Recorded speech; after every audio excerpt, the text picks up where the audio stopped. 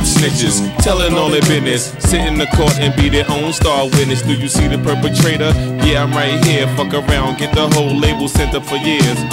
Rap snitches, telling all their business, sit in the court and be their own star witness. Do you see the perpetrator? Yeah, I'm right here. Fuck around, get the whole Guys, label. what is up? Welcome to another episode of Maximilian Must Know. We've got a review for you guys today. We're looking at the third fragrance I'm reviewing on this channel from the House of Penhaligons. Of course, we've talked about many other fragrances. We did a scent safari on their new portraits line. We talked about tons of their stuff on sample shopping, but this is the third full review, and the one we're going to review today is called Elixir. We've looked at, say, Sartorio and Beolea in the past, and I do still have to review Duro, which I also own.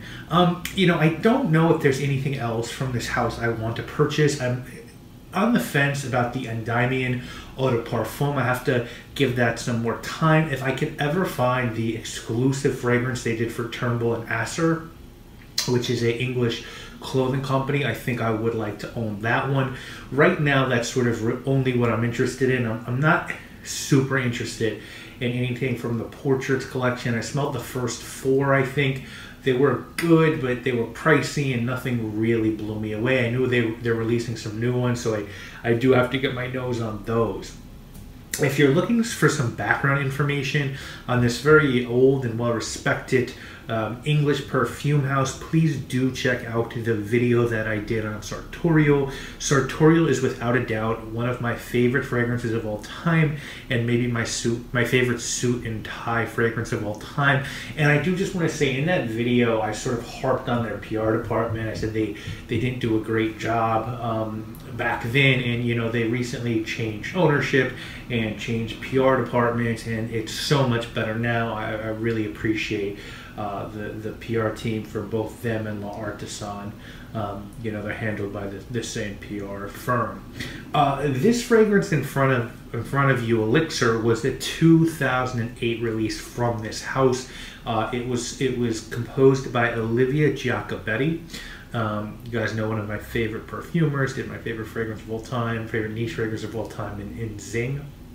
The notes on this one are cardamom, cinnamon, and eucalyptus at the top, Turkish rose, Egyptian jasmine, and orange blossom in the middle, and cedar, rosewood, benzoin, tonka, vanilla, gaiac wood, and incense in the base. Now, I scored my 50 milliliter bottle from Lily Direct for about $50, and deals can be had on Penhaligon's fragrances. If you're looking the retail route on these, like 100 ml is like $120, 50 ml are like $80, $85, I think, maybe a little bit more now.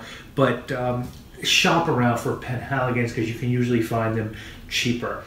Couldn't find the box for this one. I know I have it some here. The bottles are pretty much all the same except for that Portraits collection, which is, those bottles are really cool. But this one just says Elixir.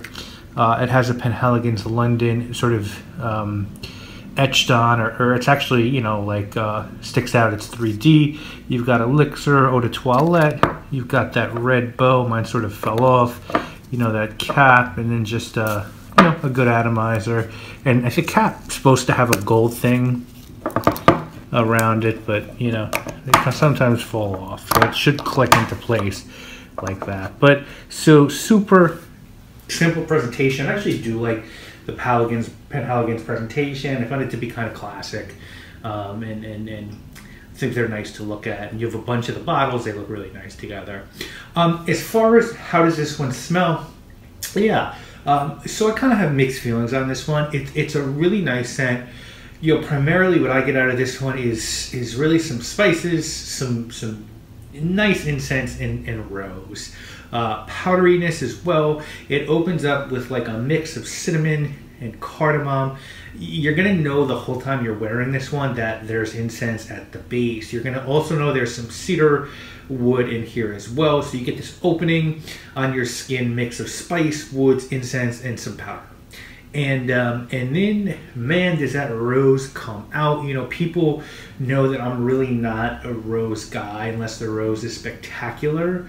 I don't really mind it here.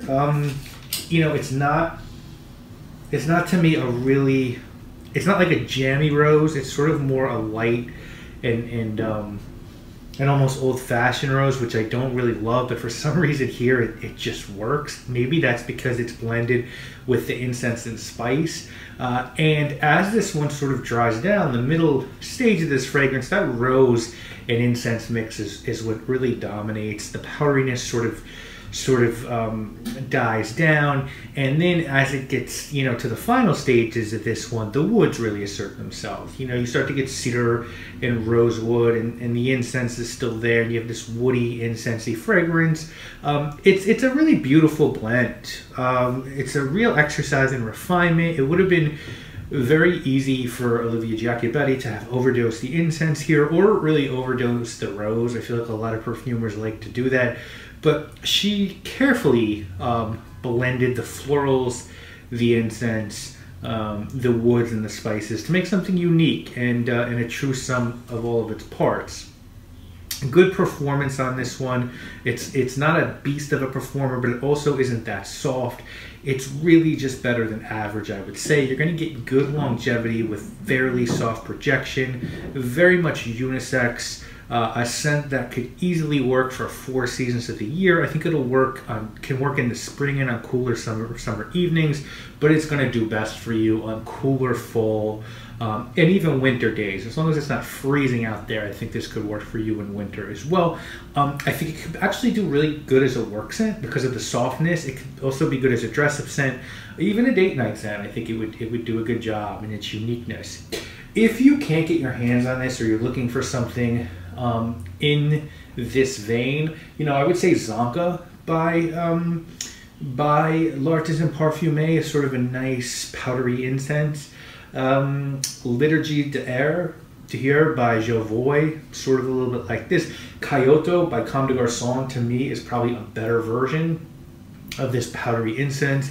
And if you can find it, because I think it's discontinued or just super hard to find now. I think the best version of this is M Generation by Malbousson, which is a beautiful powdery incense fragrance. If someone were trying to talk you into purchasing this one, I think they'd say you're going to get a good price on this one. You're getting a fragrance penned by Olivia Giacobetti. She's a great perfumée. This is a tamed incense, and it's a really good blend of notes. I think if someone were trying to talk you out of this one, I think they'd say it's not that special that you need it. There are better Penhaligon's fragrances without doubt, and there are better incense scents without doubt. Solid scent here. For me, it's a pretty classic 7 out of 10. Not blow away, but still pretty good. I think if you can get, as I said, Generation M, that's a better fragrance. I got that bottle for $20. I don't think you can still get Generation M for that price, but that's a better fragrance. This one's more complex, probably made with better materials. Is this the best scent from the Penhaligon's collection? Not even close, but it is one worth exploring if you're looking for a lighter incense scent without doubt, or if you're just a fan of Olivia Giacobetti's work. This one's really nice and well done. It's a nice soft scent to stick in the rotation every once in a while. So guys, I hope you have enjoyed this review of Elixir. Let me know what your favorite Penhaligon's fragrance is. If you've ever tried Elixir, I'd love to hear your opinion on it, what you think of it, and I'll see you later next week with more videos. As always, guys, I want to thank you all so much for watching. My name, obviously, is Maximilian. Profile low, like 8 and paid in full. Attract heavy cash, cause the game's centrifugal. Mr. Fantastic, long though like elastic. Got my life with twin Glocks that's made out of plastic. Can't stand a brown nosing nigga, fake ass bastard.